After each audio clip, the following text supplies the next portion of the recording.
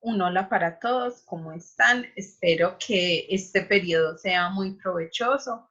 Como pudieron ver en la presentación del periodo, este segundo periodo vamos a estar hablando sobre historia de Colombia, específicamente Colombia entre las constituciones, entre la de 1886 y la que nos rige actualmente, la del 91. Para mí es imposible hablarles de una constitución como fue la constitución del 86, que es una constitución regeneradora que pretendía regenerar algo, o sea, volver a esos orígenes sin saber qué se pretendía regenerar. Entonces, la idea con esta clase es mirar un poco la historia de ese siglo XIX y mirar qué es lo que se pretende regenerar con esa constitución del 86. Sean todos bienvenidos, me alegro que estén por aquí viendo el video y saben que vamos a discutir la próxima clase en vivo en torno a esa constitución del 86, los cambios que introdujo. La siguiente presentación me baso en un libro de Eduardo Caballero, el cual se llama Historia de Colombia y sus oligarquías, donde nos presenta desde una mirada un poco izquierdosa, incluso es catalogado como un libro de humor, un poco esta historia de Colombia, muy ampliamente, de una manera fácil de comprender, y él titula el capítulo 8, Entre guerras y constituciones, que es lo que vemos que fue este siglo XIX para Colombia. Lo primero que quiero aclarar es que vamos a hablar desde 1930, cuando se desintegra la Gran Colombia, hasta 1986. Nuestro país durante este siglo tuvo varios cambios de nombre. Cada cambio de nombre también implicaba nuevos cambios a nivel político, a nivel económico, una nueva constitución. La primera o el primer nombre que tenemos es el que tenemos y retomamos en la actualidad y es el de República de Colombia, que lo tuvimos por 2 años, del 30 al 32. Luego pasamos a ser el Estado de la Nueva Granada, República de la Nueva Granada, Confederación Granadina y Estados Unidos de Colombia. Este es el último, antes de que entrara en vigencia la Constitución del 86, que nos da el nombre que tenemos actualmente. Si vemos en estos nombres, podemos observar una clara vocación hacia el federalismo. Cada provincia con sus propias leyes, su propia constitución, su propio ejército, y yo me atrevería a afirmar que esta vocación regionalista que vemos en Colombia en este siglo es lo que hace que aún hoy pervivan tanto esas ideas regionalistas que tanto daño le han hecho en muchas ocasiones al país. Lo primero es evidenciar estas diferencias en el país, incluso desde el mismo proceso de independencia, donde tenemos dos entidades, por decirlo opuestas, que es lo que nos lleva a lo que conocemos como la patria boba, una de nuestras guerras civiles, y vemos a cada uno de estos representantes con un modelo político diferente. Bolívar más pendiente al centralismo, él se va y deja encargado al vicepresidente Santander. Bolívar se va a seguir llevando a cabo su proyecto de la Gran Colombia, y en este proyecto pretende unificar y llevar a la libertad y a cabo este dominio económico que él pretendía. Tenemos por el otro lado a Santander, quien quiere implementar un gobierno de carácter federalista muy similar a Estados Unidos. Él asume la presidencia, tiene conflictos con Bolívar. Bolívar pretende quedarse en el poder como una dictadura, luego lo gana Santander, en fin. Bolívar muere, Santander en el poder, luego se hacen elecciones, Santander no se ancla al poder, sino que este sí lo cede pues de forma pacífica. Vamos a hablar de esta Colombia a partir de este hecho cuando se independizan Ecuador y Venezuela y pasa a ser la República de Colombia.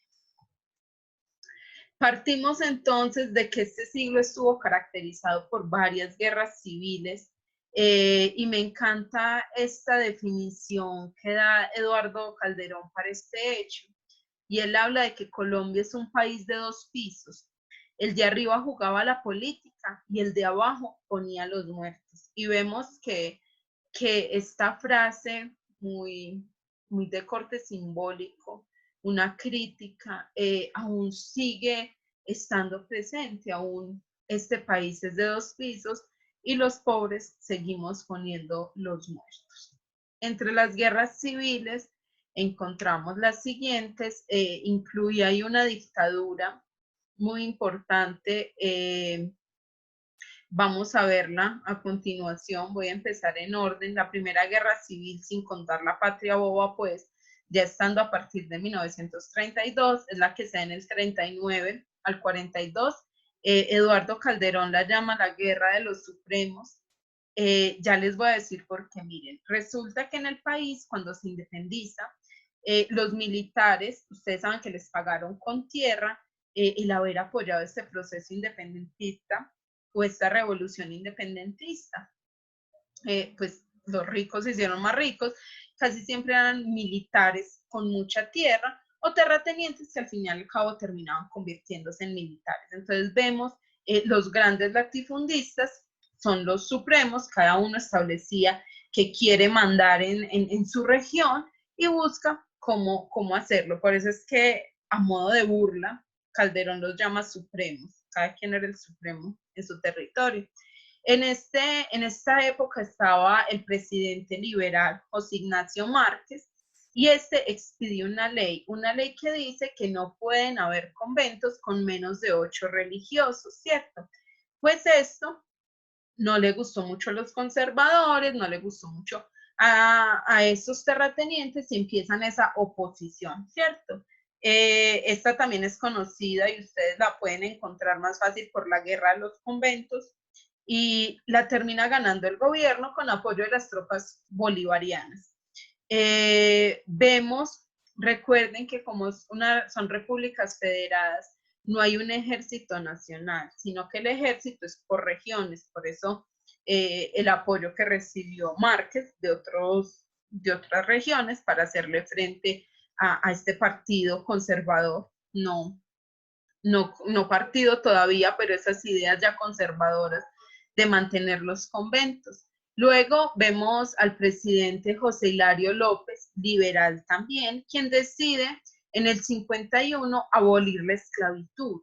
Pues piensen, los terratenientes necesitan trabajadores, a uno de nada les sirve tener miles de kilómetros de tierra si no tiene cómo ponerla a producir. ¿Quiénes producían y hacían que la tierra fuera productiva en la época? Los esclavos. Era más económico tener un esclavo que pagar un jornal, ¿cierto? Entonces, de ahí que cuando se abole la esclavitud, esos conservadores, terratenientes militares, digan, no estamos de acuerdo con que vamos a trabajar nuestras fincas. Entonces, esto al fin y al cabo es aplastado pues por el gobierno, perdiendo así los conservadores y se abole específicamente la esclavitud en Colombia, aunque vemos que fue algo más de leyes porque se mantuvo varias haciendas esclavistas más adentrado del siglo, ya la segunda mitad de este siglo XIX. Encontramos la dictadura, José María Melo. José María Melo empieza a oponerse un poco a ese modelo liberal económico, a ese librecambismo y propone o llega con ideas mucho de frenar este avance económico, de pensar más en los problemas propios de la región, en querer que sobresaliera más como ese espíritu de las personas más necesitadas, pensando no solo en el crecimiento económico desde arriba, sino también desde abajo. Fue frenada también por los generales de turno y fue un poquito borrada de la historia, fue borrada porque ya tenía esas ideas comunistas que ya eran rechazadas, entonces no se podía propagar un comunismo en medio de una sociedad que obviamente estaba fuertemente influenciada por el liberalismo económico. Esta fue, o Eduardo Caballero la llama como una tentativa de democracia socialista, al mejor estilo de Salvador Allende ya en el siglo XX en Chile, pero que es importante también que nosotros la tengamos en cuenta. Luego se da la Guerra Magna, En estos momentos está el señor Mariano Ospina como presidente conservador, establece o da varios abusos electorales y políticos buscando que los conservadores se preserven en el poder. Esta fue la única guerra que fue ganada por la insurrección o por la oposición. Bueno, Mariano Ospina también hace que retornen los jesuitas. Los jesuitas habían sido expulsados por Mosquera. Ya Mosquera era como gobernador del Cauca, hace una revuelta, una revolución y logra someter a Mariano Ospina.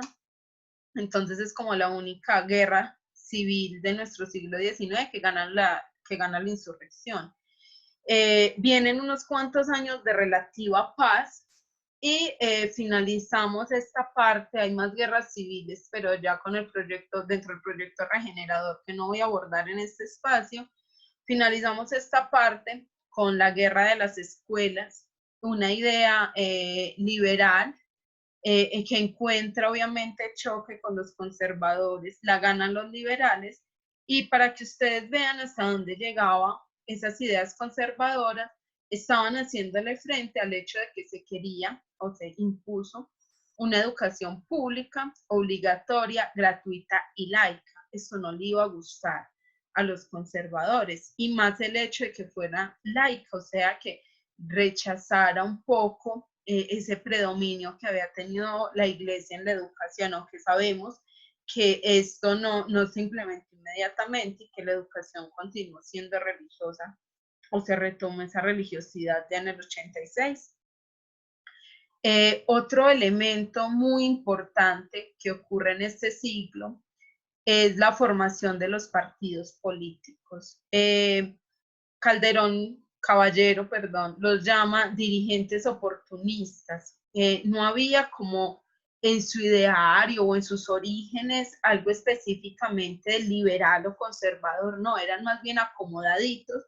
En ambos se veía que eran republicanos en lo político, heredado sobre todo de esa Francia, de esa Revolución Francesa, y librecambistas en lo económico, recibiendo la influencia de la Revolución Industrial, ya de Inglaterra, que estaba a flor de piel. Tenemos que el origen oficial de estos partidos políticos se hace a través de la prensa, de los periódicos. Entonces el liberal, a través del periódico El Aviso, surge en 1848 con unos ideales progresistas, hablando económicamente, promoviendo esa separación entre la iglesia y el Estado, y también abogando por esa autonomía para las provincias, más autonomía para cada provincia, rechazando un gobierno central. Los conservadores se fundan ya en el 49 con el diario La Civilización, toman la religión católica como eje de la sociedad. Si ellos tienen como modelo y eje de la sociedad la religión católica, esto quiere decir que promueven de nuevo esa alianza entre la iglesia y el Estado, que todavía vemos que por más que la rechacemos, sigue estando presente.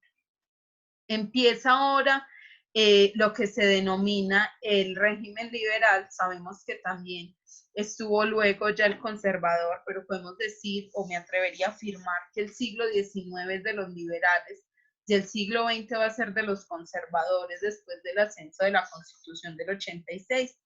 Vemos en este régimen liberal, liberalismo político y económico, y uno de sus fervientes representantes, Tomás Cipriano Mosquera. Este señor era liberal, reformista, progresista, y es quien le da alas o le da sentido a ese proyecto del capitalismo después de la colonia. Entre sus proyectos tenemos la construcción de ferrocarriles para comunicar toda Colombia, incluida obviamente Panamá, que en ese entonces todavía pertenecía. De nuevo el proyecto de hacer navegable el Magdalena, el cual dejó de serlo durante la colonia. Miren que si miramos estas ideas de este señor, son mucho las ideas que aún tenemos. Miren que pensamos en progreso y sigue siendo la propuesta del desarrollo económico de hacer navegable el Magdalena, pues atraviesa medio país y nos llevaría a la costa, es económico, y miren que los proyectos aún hoy con las constructoras es esa navegabilidad del Magdalena.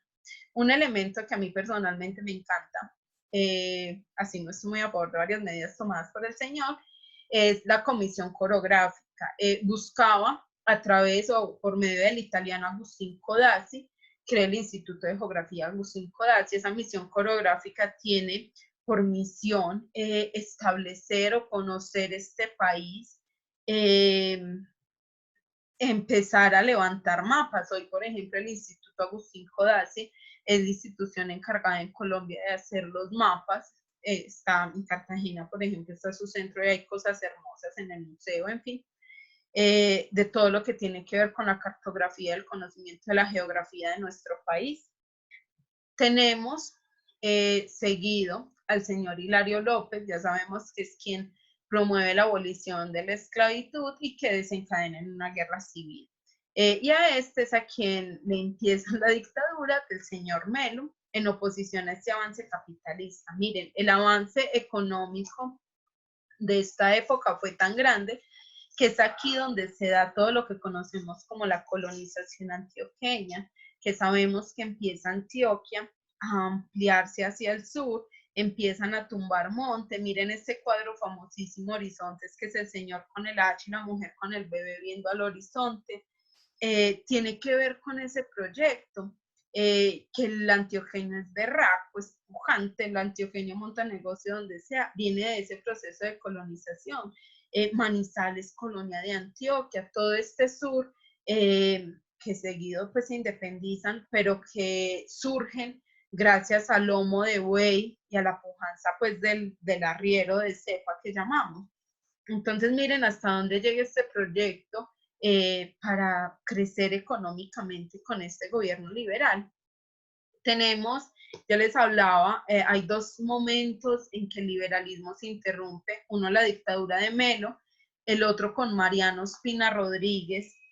Miren las barbas, hay un dato curioso que este señor Eduardo Caballero hace que caigamos en cuenta, que casi todos los presidentes tienen barbas horrenditas, exceptuando pues el Cipriano, pero tienen las barbas, como que era la moda de la época, que ahora con la cuarentena puede volver. Este señor Mariano Ospina, conservador, como les dije, se desencadenó una guerra civil por sus atropellos políticos. Este señor proponía una alianza estratégica con Estados Unidos en busca de seguridad, pues se le acabó el tiempo y no la pudo llevar a cabo. Sabemos que fue pues derrotado por Tomás Cipriano Mosquera, en ese entonces gobernador del Cauca. Como les había dicho, este siglo es de constituciones. Esta caricatura o esta representación la tomo del libro de Historia de Colombia y sus oligarquías. Y si vemos es cómo se va transponiendo una constitución sobre otra. Vemos que las bases sobre las que se sienta esa constitución del 86 quiere camuflar cada constitución pasada. Lo otro es que cuando terminaba cada guerra civil buscaban establecer o reformar esas cosas con que no estaban de acuerdo. Por eso el hecho de que hubiera tantas constituciones en este siglo XIX y tantos cambios de nombre del país. La última constitución vigente antes del proyecto regenerador y la constitución del 86 es la constitución de Río Negro. La constitución más liberal de todas las constituciones, diría el Partido Liberal aún hoy en día, que incluso esta semana pude ver varias fotos de los liberales celebrando todavía su constitución. Era una constitución liberal, abierta económica y políticamente. Se firma en Río Negro, por eso es la constitución de Río Negro, y propone varias cositas que causaron mucho revuelo entre los conservadores. Lo primero era la desamortización de bienes de manos muertas. Miren, antes, cuando alguien moría y no tenía heredero, esto pasaba a manos de la iglesia. Por eso la iglesia era de los grandes latifundistas o terratenientes de la época. Los liberales dicen, no, vamos a retirar esas tierras hay que quitarle poder a la iglesia, poder económico, y vamos a repartirlas.